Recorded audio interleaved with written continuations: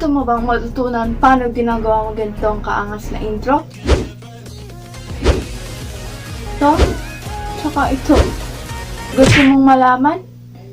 Eh di panoorin mo hanggang dulo.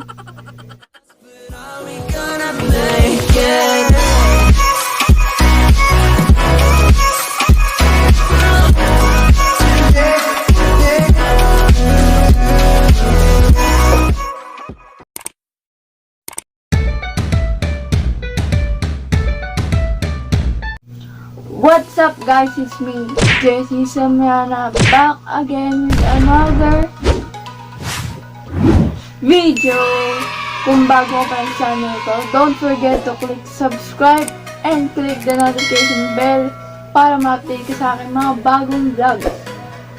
And for today's video, ay gagawa na naman tayo ng ating bagong video. Malamang, ang tuturo ko naman sa inyo is paano ginagawa mga ganong kaangas na intro, katulad nung kaninang pinakita ko.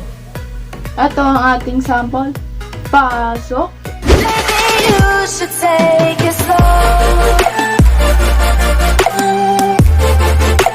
So ayan, pabitin pa lamang yan. Kung gusto mo makita ang resulta, panoorin mo na lang hanggang dulo, diba? So ayun, simulan na natin. So ayun na guys. Ito na ating gagawin. First, download kayo ng video converter. Download yan. Kasi ako na-download ko na. Share ko lang. At, i-type nyo sa Chrome ang panzoid.com. After nung i-type, pindutin nyo ang may wagang clip maker. Mag-scroll kayo kung anong gusto nyong intro. At kapag may nagustuhan kayo, sana all may gusto, pindutin nyo lang. At dito na tayo. Meron tayong basics. Ang nilalaman niya ay video resolution. Gusto saan nyo gusto i-set. Pero sa akin, gusto ko 720 lamang. At ayan, frame rate 30 or 60. After that, pumunta kayo sa mga objects. Pinutin nyo tong text.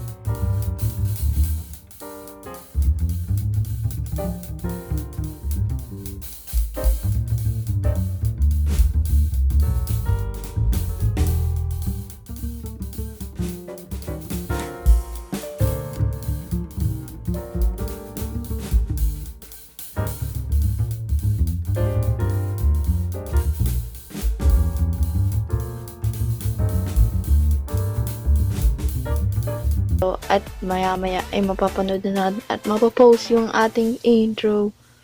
So, ayan na siya. Natapos na yung ating pagko-convert at i-start na natin i-play. You should take it slow.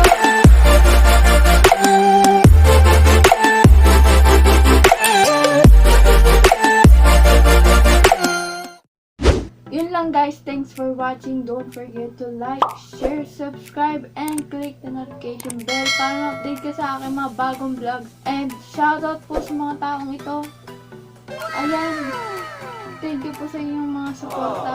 Sana supportahan nyo hanggang dulo at malapit na tayo mag 1K. 1K kasi. 1K. At sana, lagi pa kayo manood ng mga vlogs ko kahit minsan mukhang ewan. So, ayun guys. Bye-bye sa inyo.